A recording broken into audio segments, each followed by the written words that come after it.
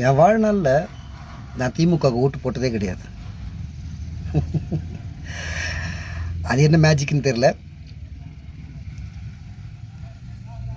இந்த 2026 நான் திமுகவுக்கு தான் ஓட்டு போட போகிறேன். அதுக்கு காரணம் ரொம்ப சிம்பிளாக சொல்லலாம். இதுக்கு முன்னாடி எடப்பாடியார் ஒரு 4.5 வருஷம் ஆண்டுட்டு இருந்தார். அவர் செஞ்ச சாதனைகள் அந்த 4.5 வருஷத்தில் எதுவும் இல்லை, இருக்க மாதிரி எனக்கு தெரியல. அதுக்கு முன்னாடி ஜெயலலிதா இருந்தாங்க. அவங்க குறிப்பாக சொல்லணும்னா அவங்க வந்து ஃபஸ்ட்டு சிறைக்கு போயிட்டு வந்ததுக்கப்புறம் ஜெயிச்சதுக்கப்புறம் நிறைய திட்டங்கள் கொண்டு வந்தாங்க. அம்மா உணவகம்,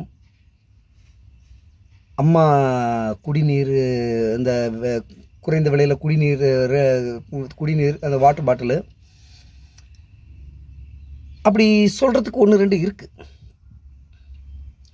ஆனால் இந்த 5 ஆண்டு திமுக ஆட்சியில் சொல்கிறதுக்கு எவ்வளோங்க. உயர்கல்வி படிச்சுட்டு வெளிநாட்டில் போய் படிக்கிற பசங்களுக்கு அம்பேத்கர் அயலக உதவி, அந்த ஸ்கீம், அம்பேத்கர் அயலக கல்வி நிதி அப்படின்ட்டு ஒரு பெரிய ஸ்கீம். இப்போது யூபிஎஸ் எக்ஸாமில் எவ்வளோ பசங்க பெருசாக சாதிச்சிருக்காங்க. 10 வருஷம் இல்லாத அளவுக்கு தமிழ்நாட்டு மாணவர்கள் சாதிச்சிருக்காங்க. நானே சாதித்த மாதிரி இருக்கு. எனக்கு பொறாமையாக இருக்குது. நான்லாம் படிக்கும்போது ஸ்டாலின் முதலமைச்சராக இல்லைன்ட்டு பொறாமையாக இருக்குது. அவ்வளோ பொறாமையாக இருக்குது. அவ்வளோ ஸ்கீம். நான் முதல்வன் திட்டம், தமிழ் புதல்வன் திட்டத்தில் கல்லூரி படிக்கக்கூடிய ஏழை மாணவர்கள், அதாவது கவர்மெண்ட் ஸ்கூல்லேருந்து கல்லூரிக்கு போகக்கூடிய மாணவர்கள் மாதம் 1000 ரூபா மகளிர் உதவித்தொகை, மகளிர் உரிமை தொகை. அதாவது உதவித்தொகைனா கூட அது வந்து ஒரு சுயமரியாதை. இதில் எனக்கு பிடிச்சிருக்க விஷயமே என்னென்னா, ஒவ்வொரு ஸ்கீமுக்கும் பேர் வச்சது பாருங்களேன். நான் முதல்வன், அதாவது அந்த பயனாளிகள், அந்த பசங்க இருக்காங்கள, அந்த பசங்களே முதல்வன். ஓகேங்களா? தமிழ் புதல்வன், கல்லூரிக்கு போகக்கூடிய மாணவர்களுக்கு கொடுக்கக்கூடிய ஸ்கீமுக்கு அந்த 1000 ரூபா மாதம் கொடுக்குறாங்கன்னா அந்த ஸ்கீமுக்கு வந்து பேர் பாருங்களேன், தமிழ் புதல்வன். மகளிர் உரிமை தொகை, அதாவது உனக்கு நான் கொடுக்குற தானமோ தர்மமோ இல்லை, உன்னுடைய உரிமை அது, அந்த மகளிர் உரிமை தொகை. அதுக்கப்புறமாட்டி மகளிர் விடியல் பயணம்.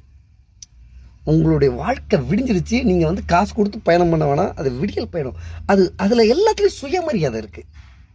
அம்பேத்கர் அயலக கல்வி நிதி அப்படின்ட்டு ஒரு இது. அதையும் பாருங்கள், அம்பேத்கர் வந்து குறிப்பிடுறாங்கன்னா, அம்பேத்கர் வெளிநாடு போய் படிக்கிறதுக்கு எவ்வளோ போராடி போய் படித்தாருன்றது நம்ம எல்லாருக்கும் தெரியும். அவர் பேர் வச்சுருக்காங்க. வெளிநாட்டுக்கு போய் நீ படி ஈஸியாக.